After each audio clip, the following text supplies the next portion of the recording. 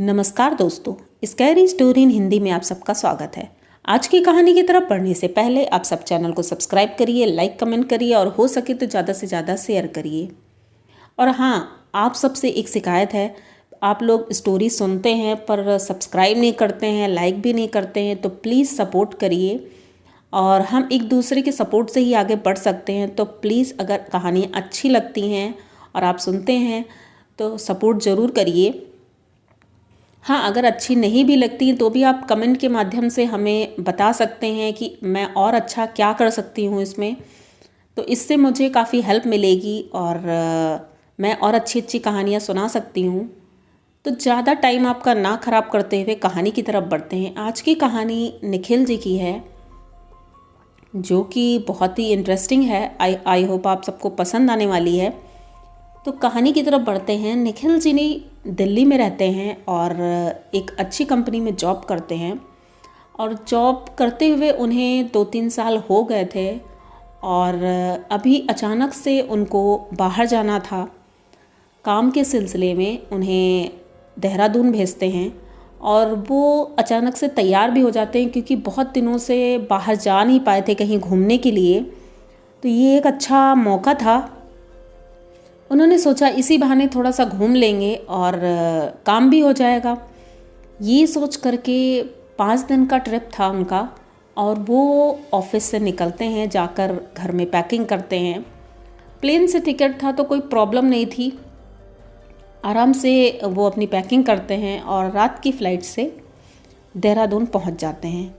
पर जिस होटल में उनका ऑफिस से मिला था उनको रुकने के लिए, वो होटल नहीं मिल पाता है उनको, किसी कारणवश कोई प्रॉब्लम हो जाती है। तो वो बहुत परेशान होते हैं, ऑफिस फ़ोन करते हैं तो वो बोलते हैं आप लोकल में या कहीं भी आप होटल ले लो, उसका पे मैं आपको कर दूंगा क्योंकि यहाँ से नेटवर्क नहीं हो पा रहा है।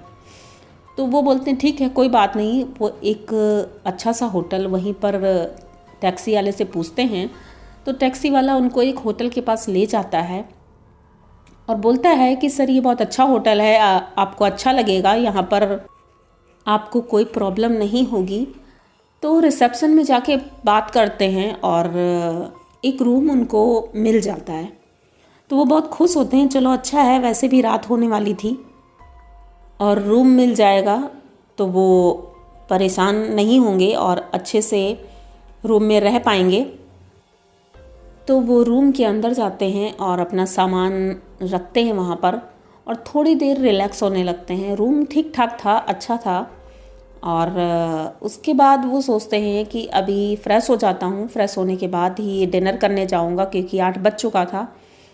तो वो वॉशरूम में जाते हैं, फ्रेश अप होते हैं और उसके बाद आते हैं, सोचते हैं थोड़ा फेस ठीक कर लेते हैं। तो वहाँ पर एक ड्रेसिंग टेबल रखा हुआ था, उसके सामने खड़े होते हैं, देखते हैं तो वो ड्रेसिंग टेबल इतना सुंदर था जैसे पुराने ज़माने में बनते थे, वैसे ही अच्छी सी लकड़ी का, बहुत डिज़ाइनर था। ये देख करके तो वो एकदम दंग रह जाते हैं कि बहुत ही सुंदर है। उसके सामने खड़े होते हैं लेकिन वो कुछ गंदा था, थोड़ा परेशानी होती है क्योंकि फेस नहीं दिख रहा था क्लियर उसमें।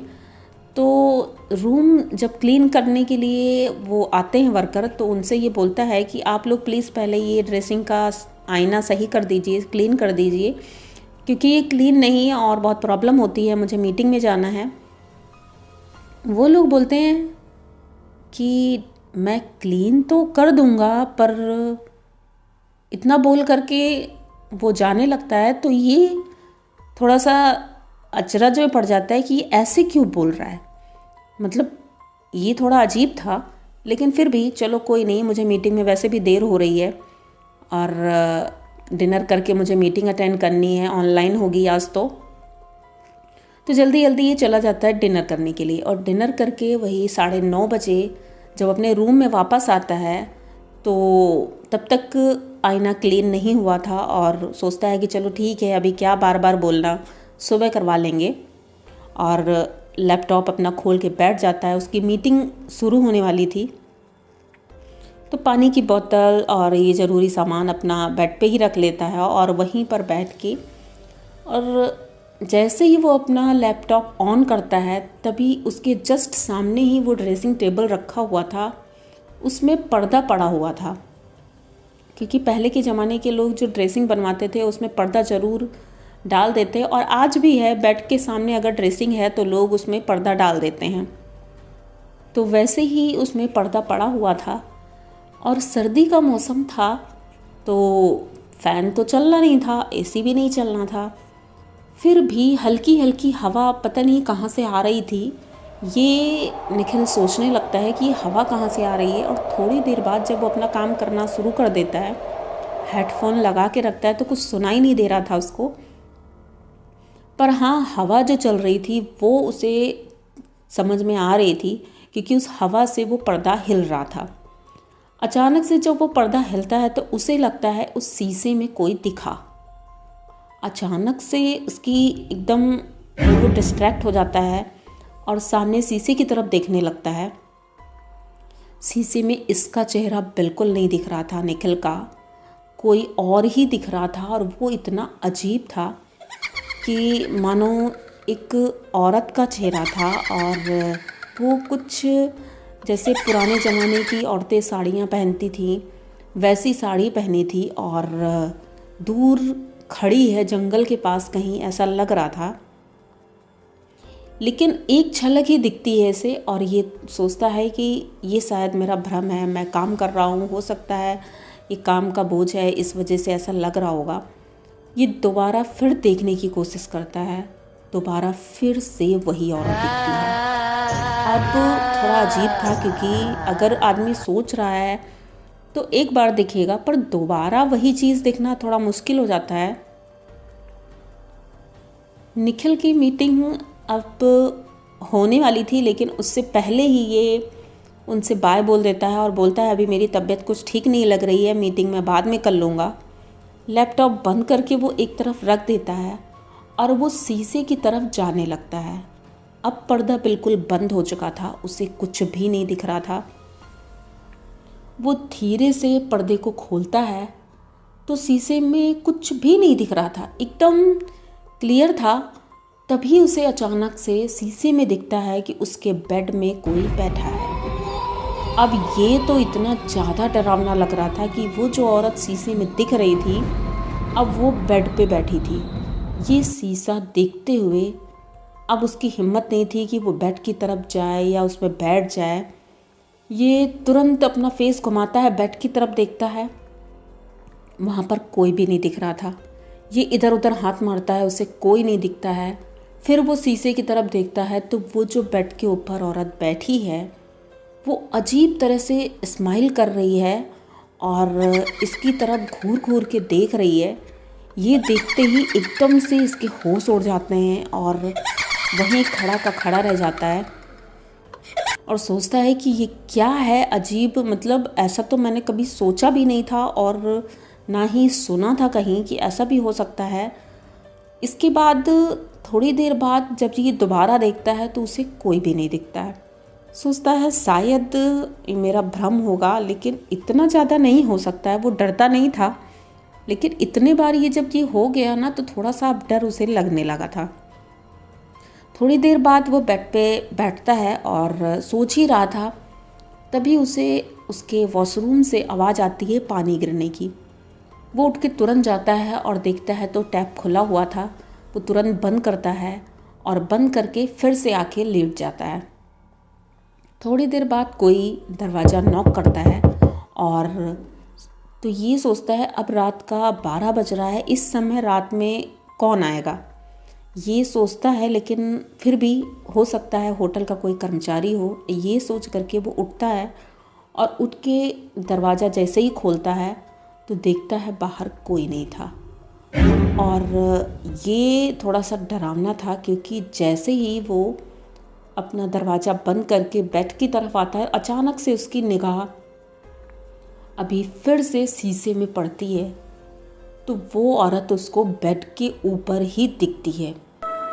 अब इसकी हिम्मत नहीं हो रही थी कि मैं बेड में सो जाऊं या बैठूं, क्या करूं, किसको बताऊं, किसको बुलाऊं, कुछ समझ में नहीं आ रहा था उसको।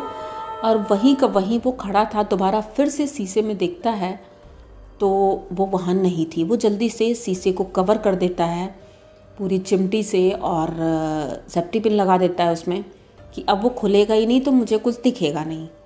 तो वो आराम से अपना पिलो रखता है और लेट जाता है। सोचता है मैं जितना डरूंगा शायद उतना ही कोई डराएगा मुझे, मैं बहुत स्ट्रांग हूँ, अपने आप को ऐसे बोलता है और लेट जाता है। थोड़ी देर बाद उसको रोने की आवाज़ आती है बहुत तेज़ी से कि कोई उसके बेड के नीचे बैठा है जो कि रो रहा है। अब इसकी हिम्मत नहीं हो रही थी कि वो अपने बेड के नीचे देखे। वो सोचता है कि एक बार मैं नीचे देखूं, शायद मेरा भ्रम ही हो, तो एक बार देखना चाहिए, क्योंकि ऐसे डरते रहने से तो कुछ काम नहीं चलेगा। तो वो बेड से उतरता है और नीचे बैठ जाता है और हिम्मत करके बेड के नीचे झांकने की कोशिश करता है। तो नीचे तो अंधेरा था, उसमें किसी की आंखें चमक रही थी, ये उसे दिखता है। अपना सर निकाल करके अंदर वो झांकने की कोशिश कर ही रहा था, तभी उसको लगता है किसी ने उसके चेहरों को सहलाया था। ये एहसास वो इतना डरावना था, इतना अजीब था कि किसी ने उसके फेस पे हाथ फेरा था। जैसे ही किसी का हाथ उसके फेस पे लगता है वो तुरंत बाहर निकलता है और बेड के ऊपर बैठ जाता है। और इतना ज़्यादा डर रहा था, अब उसको लग रहा था कि मैं रूम से बाहर जाऊं। रूम से कॉल करने की कोशिश करता है पर उससे कॉल नहीं हो पा रही थी। और उसके बाद वो दरवाज़ा खोलने की कोशिश करता है, दरवाज़ा नहीं खुलता है। वो बहुत परेशान हो जाता है, चिल्लाता है, लेकिन शायद उसकी आवाज़ बाहर नहीं जा रही थी। बहुत डर जाता है और अपने बेड के ऊपर बैठ जाता है। तभी उसको शीशे में एक बार फिर से वही औरत दिखती है। वो गुस्से में हाथ इधर उधर मारता है कि शायद उस औरत को लगेगा। तभी अचानक से उसको लगता है जैसे उसका हाथ किसी ने पकड़ लिया है। शीशे में देखता है तो वही औरत इसका हाथ पकड़े हुए थी। अब ये तो बहुत ही अजीब था, क्योंकि शीशे में वो दिख रहा था पर सामने से वो नहीं दिख रहा था, कुछ भी नहीं दिख रहा था। तो इसे लगा कि शायद शीशे में ही कुछ प्रॉब्लम है। ये सोच करके वो और ज़्यादा डरा जा रहा था, बल्कि शीशे का उसने सेफ्टी पिन से उसको पैक कर दिया था, फिर भी पता नहीं कैसे वो खुल गया। और ये इतना ज़्यादा डर रहा था, तभी उसको अपने दादाजी की याद आती है कि दादाजी बोलते थे जब कभी डर लगे तो भगवान को याद करना, कुछ भी डर भगवान से बढ़कर नहीं है और भगवान आपकी रक्षा करते हैं। तो तुरंत वो हनुमान चालीसा पढ़ना शुरू कर देते हैं। जैसे ही हनुमान चालीसा शुरू करते हैं उसके बाद उसको एकदम हल्का लगता है। हनुमान चालीसा पूरी होती है और दरवाज़ा भी खुल जाता है अपने आप ही। और ये जैसे ही दरवाज़ा खुलता है तुरंत भागकर रिसेप्शन में जाता है, उनको सारी बात बताता है।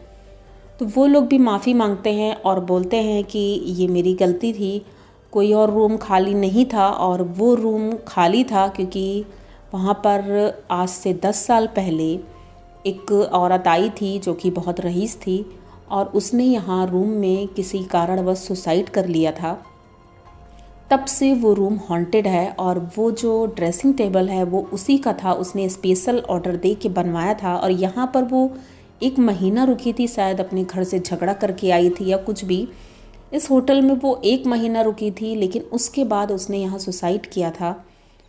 तो कहते हैं कि उसकी आत्मा उस ड्रेसिंग टेबल के आईने में बस गई है और वो उसी से डराती है लोगों को। पर मैं आपसे माफ़ी मांगना चाहता हूँ कि मेरी वजह से आपको प्रॉब्लम हुई है। तो निखिल उनसे कुछ नहीं बोलता है, बस ये बोलता है बस मुझे यहाँ से जाना है और कुछ नहीं। ये अपने खुद तो रूम में नहीं जाता है, उनके कर्मचारी से बोलता है कि आप प्लीज़ मेरा बैग लेकर आइए, मैं वहाँ नहीं जाऊँगा। निखिल वहाँ से तुरंत निकलता है और ये तो भगवान की शक्ति थी जिस वजह से निखिल को कुछ नहीं हो पाता है। और वो ठीक था क्योंकि जो रिसेप्शन पे मैनेजर था उसने बताया कि इससे पहले 2 लोग और ठहरे थे उस रूम में, लेकिन वो जिंदा नहीं बचे थे। तो ये सब होने के बाद निखिल तो बहुत गुस्सा करता है कि आपने फिर भी मुझे ये रूम क्यों दिया। और जब इतना सब कुछ हो चुका था तब तक वो बैग आ जाता है उसके पास, वो बैग लेता है, तुरंत वहाँ से निकल जाता है बाहर और किसी दूसरे होटल में जाकर रुकता है और वहाँ रिलैक्स करता है। फिर सोचता है कि ये सारी बातें मेरे साथ क्यों हुई और ऐसा क्या था जो मेरे साथ ही ऐसा होना था। लेकिन फ़िलहाल निखिल ठीक था, लेकिन ये एक्सपीरियंस तो उसे इतना ज़्यादा डराता है जो कि आज तक वो भूल नहीं पाया है। और रियल में मैंने भी जब पढ़ा तो मुझे भी डर लगा कि ऐसा भी होता है, पर हाँ होता होगा। अब मैं ये नहीं कह सकती कि ये सच है या झूठ है, लेकिन अगर निखिल जी ने बताया है तो हो सकता है उनके साथ ऐसा हुआ हो। तो आई होप आप सबको कहानी अच्छी लगी होगी। अगर अच्छी लगी हो तो प्लीज़ चैनल को सब्सक्राइब करिए, लाइक कमेंट करिए, शेयर करिए और हमारे साथ बने रहिए। मिलते हैं अगली कहानी में। धन्यवाद।